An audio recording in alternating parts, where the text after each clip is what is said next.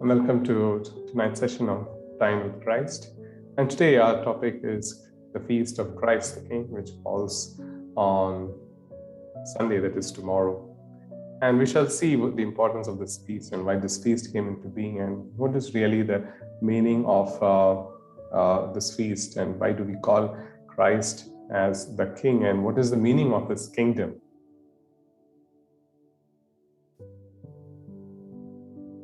So the context is this feast was instituted in the year 1925 on the anniversary of the Nicene Council, which was the Ecumenical Council. And in order to celebrate the Jubilee in the year 1925, Pope Pius XI instituted this feast. And the context is, as you know, at that time, the First World War had just finished. And the world was in complete despair, and there was a lot of casualties and poverty, and people were struggling to survive. So over and all the countries had failed, their leaders had failed. The world was becoming more secular, and religion was slowly losing its grip from the hearts and minds of people. And it is in this context that Pope Pius XI brought, or rather instituted, this feast to remind the faithful and to the whole world that all these earthly powers are going to fade away, and there is no point in keeping hope on these earthly powers, especially your state leaders or your presidents. The only king who is eternal and who will be with us and who alone can give us hope and salvation is Jesus. And in this sense, he instituted this feast. And another thing is at the Council of Nicaea, there was this Arian heresy which claimed, or rather did not approve of Christ's divinity. So it was in this council that the church fathers strongly rejected the claims of Bishop Arian and said that Jesus has both human and divine nature.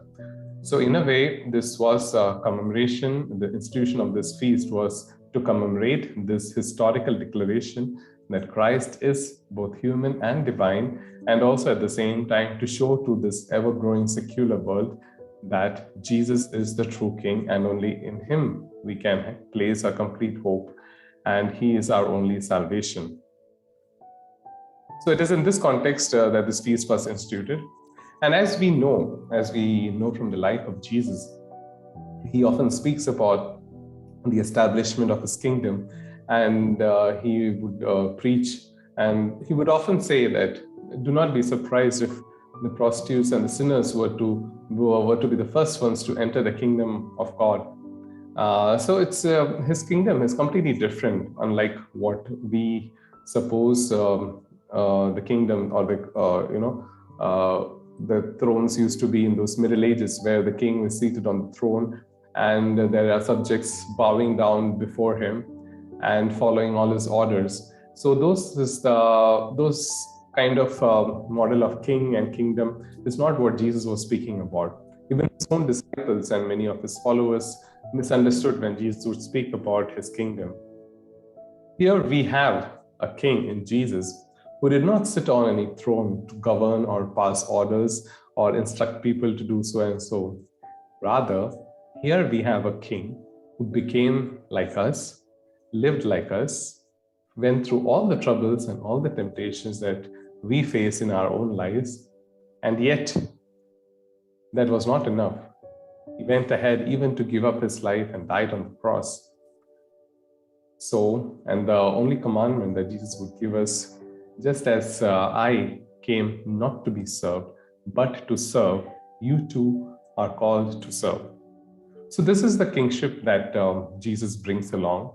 He is not the king as you saw in the previous slide, sitting on a throne with jewels and a golden crown on his head.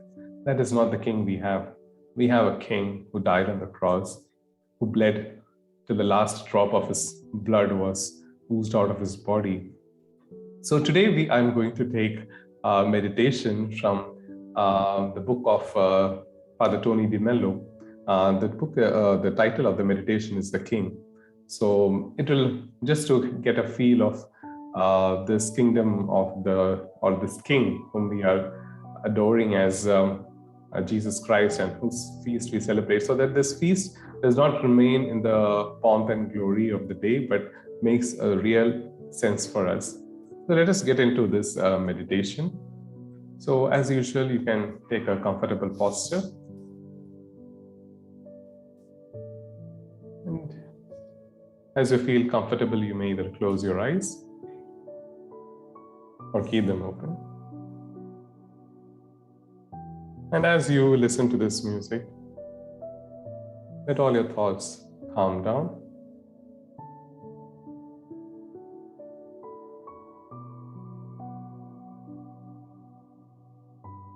You may either focus on your breathing, the cool air entering your nostrils, and the warm air leaving your nostrils.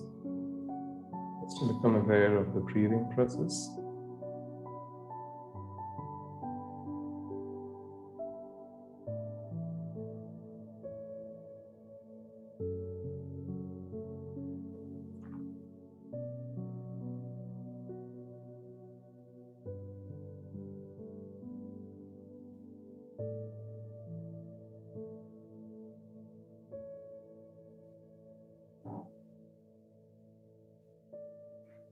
And as you allow yourself to be silenced,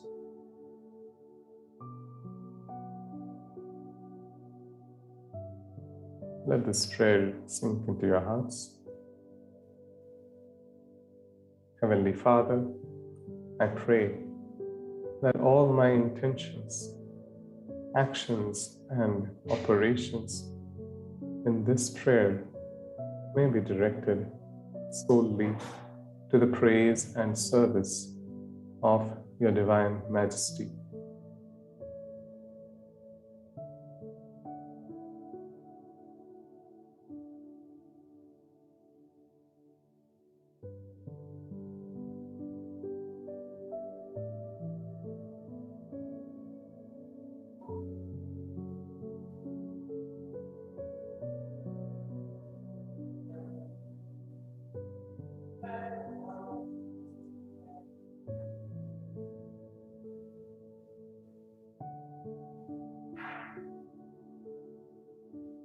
And now let us invoke the Holy Spirit.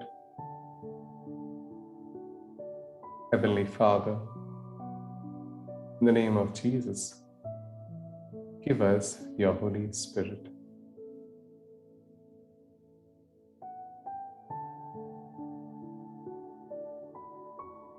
Continue to keep your focus on your breathing.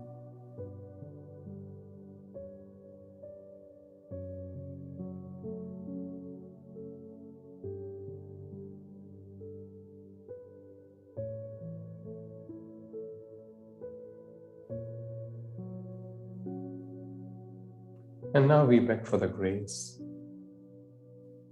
O Divine Holy Spirit, I beg for the grace to experience Jesus ever more closely, so that I may love him more dearly and follow him more closely.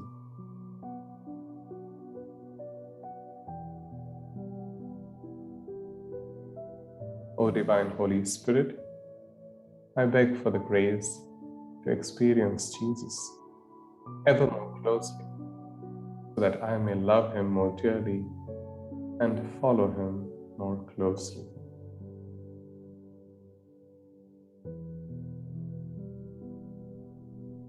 Mother Mary and Saint Joseph, please intercede for us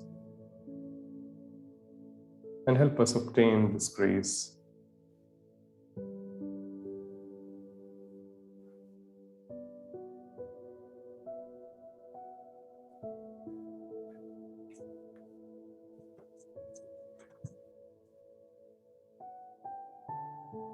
And now I invite you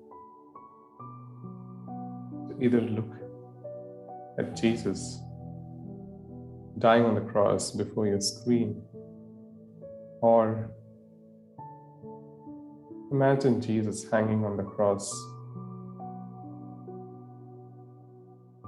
He has already died and given up his breath.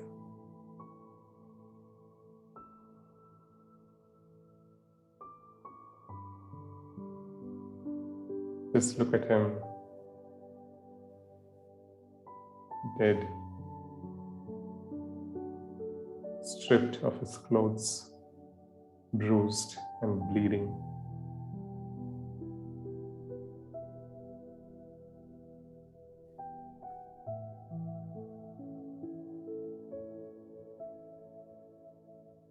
Moments after Jesus has died, I now stand on the hill of Calvary, unconscious of the crowd. It is as if I am alone, my eyes fixed on that lifeless body on the cross.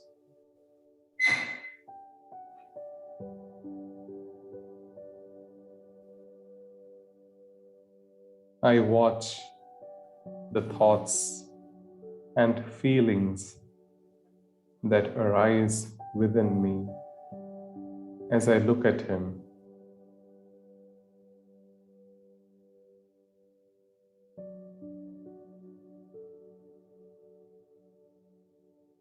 I see the crucified as stripped of everything.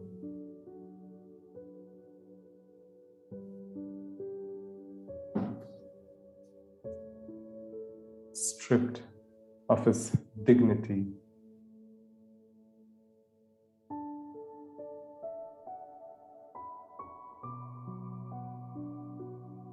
Naked before his friends and enemies.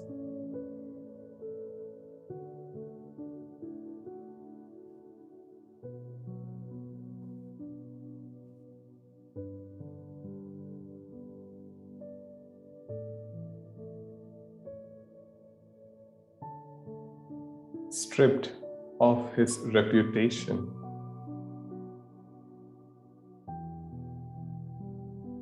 My mind goes back to scenes and times when he was spoken well of.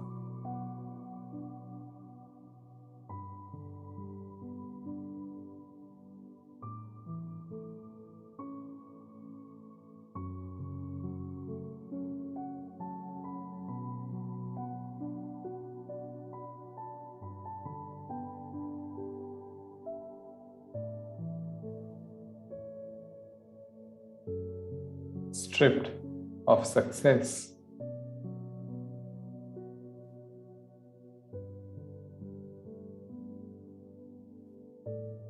I recall the heady years when his miracles were acclaimed.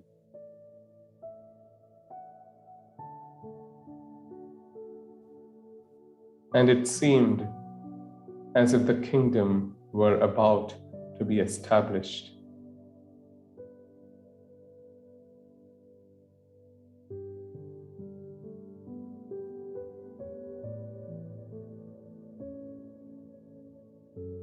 Stripped of credibility.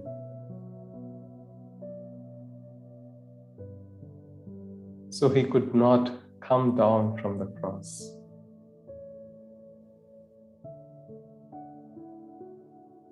So he could not save himself.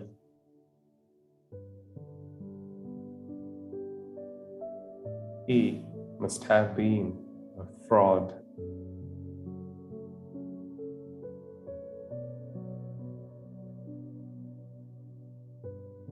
Stripped of support.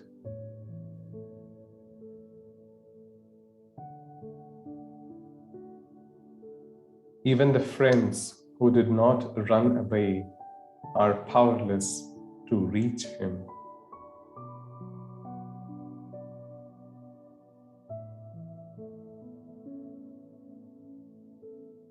Stripped of his God, the God he thought as his Father, who he hoped would save him in his hour of need.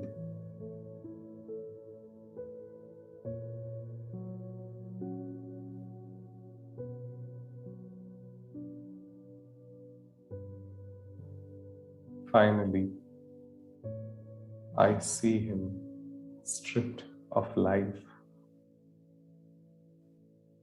This existence here on earth that he, like us, held on to tenaciously and was unwilling to let go of.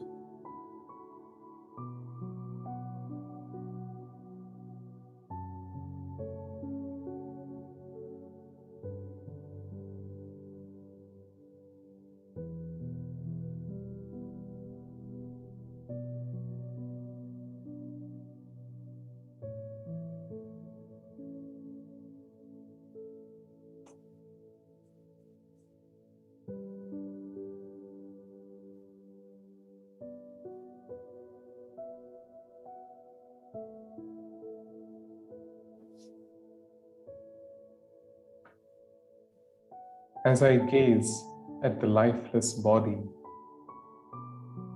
I slowly understand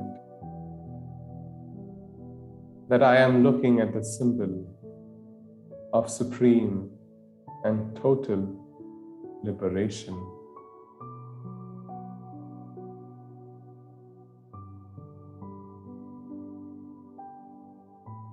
In being fastened to the cross,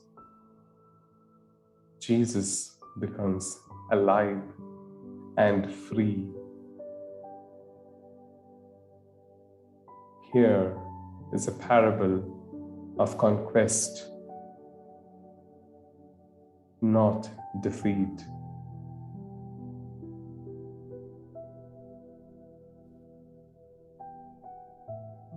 It calls for envy, not commiseration.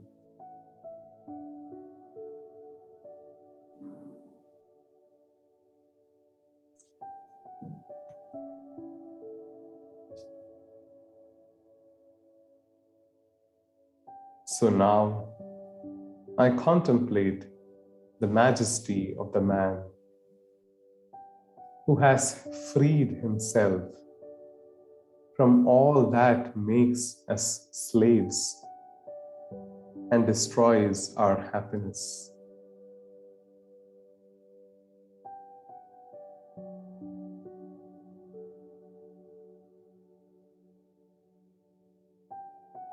In gazing at that freedom, I think with sadness of my own slavery.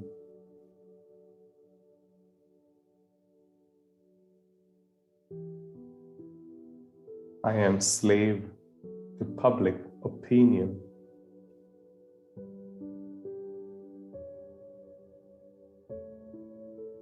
I think of the times I am controlled by what society will say and think of me.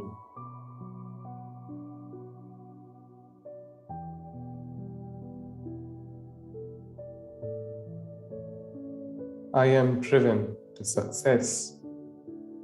I see the times I run away from challenges and risks because I hate to make mistakes or fail.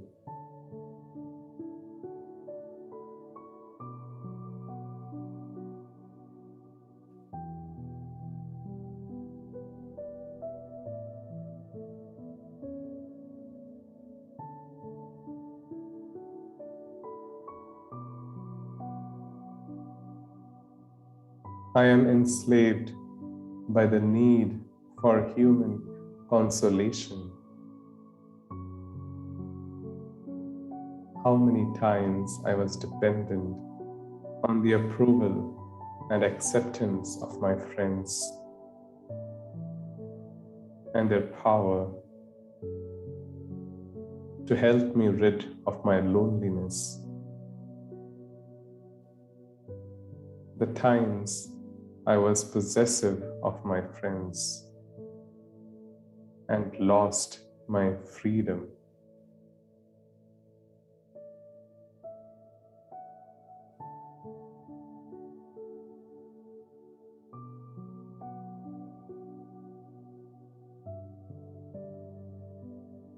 I think of my enslavement to my God. I think of the times I tried to use Him to make my life secure and undisturbed and painless.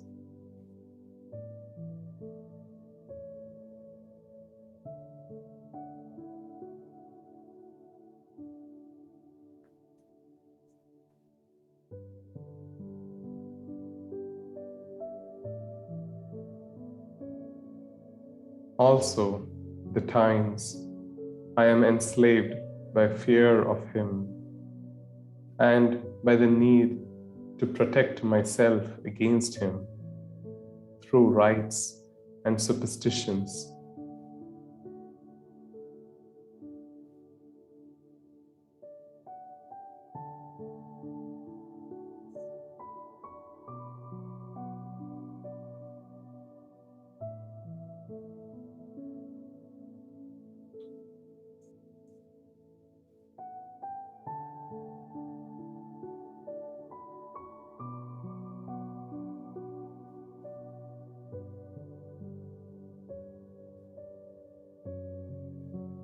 Also, the times when I want my will to be done rather than God's will.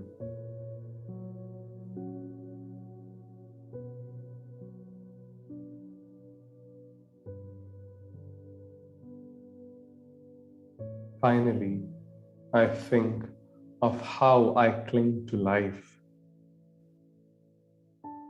how paralyzed I am by fears of every kind, unable to take risks, for fear of losing friends or a reputation, success or life or God.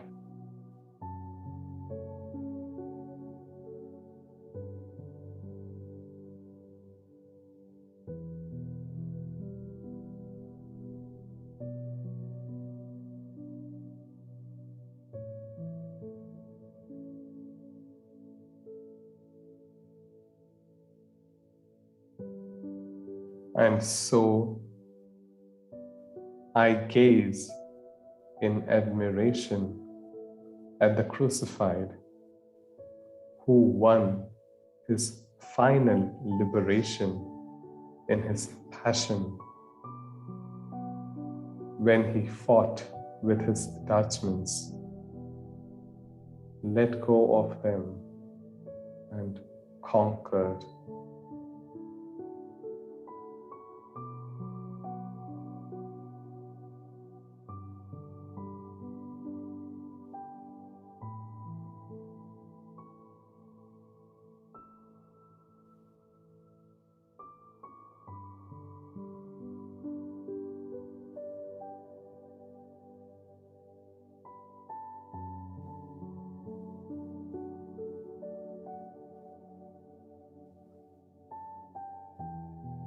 Now, I perform my adoration here on Calvary.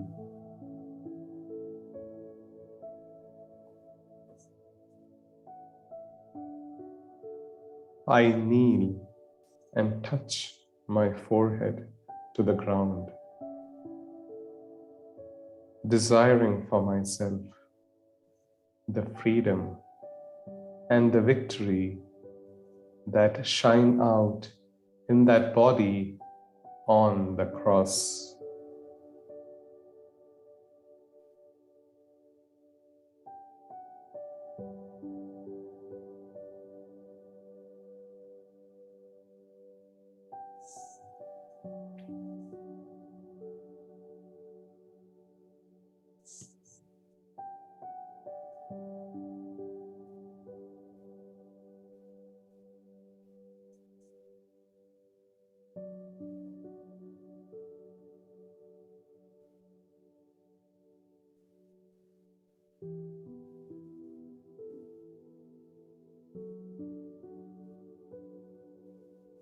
And in my adoration, I hear those haunting words of Jesus in my heart.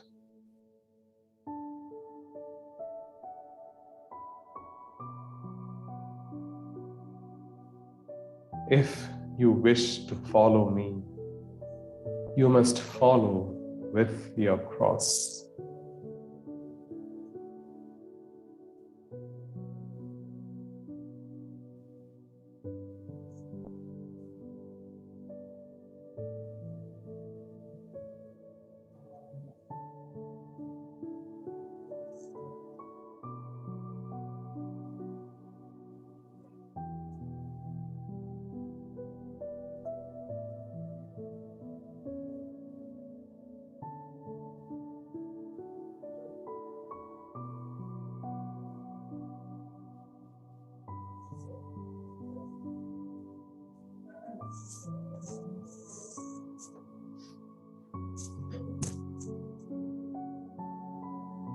Once again, get in touch with your feelings.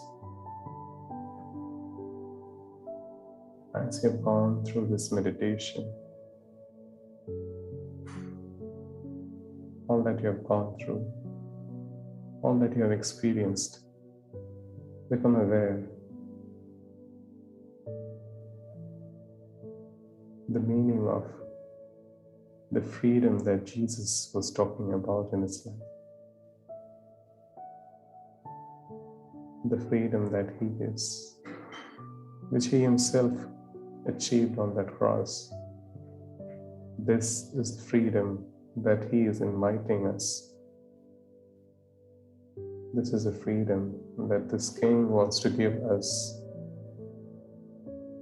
And let us wholeheartedly accept this freedom by carrying our crosses every day.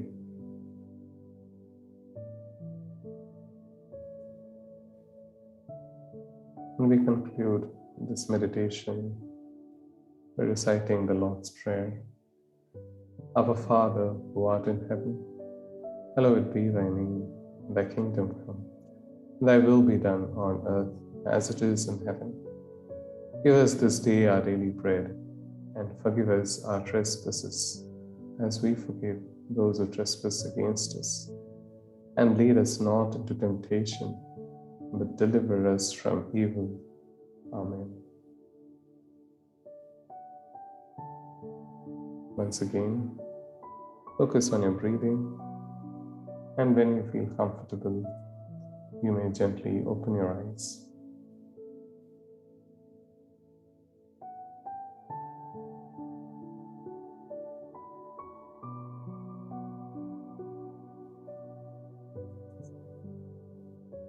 So once again, wish you a very happy feast of Christ the King.